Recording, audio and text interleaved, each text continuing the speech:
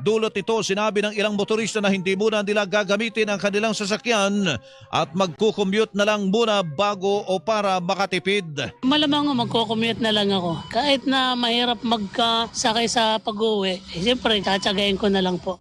Ang tinig ng isang motorista, sinabi naman ng ilang tsuper ng pampaserong jeep na titigil muna sila sa pamasada dahil sa muling pagsirit ng presyo ng krudo at maghahanap na lang muna ng iba pang mapagkakakitaan. Pinapapasada, maghanap ng ibang trabaho. Pag babalik nila ulit, ano lang ulit bibiyahe.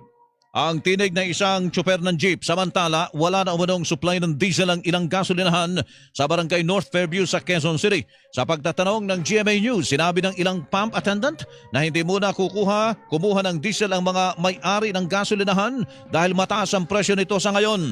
Sinusubukan pa ng GMA News na kunin ang panig ng Land Transportation Franchising and Regulatory Board o LTFRB at Department of Energy ukol dito. Nakatakdang magkasa ng tigil pasada ang grupong Manibela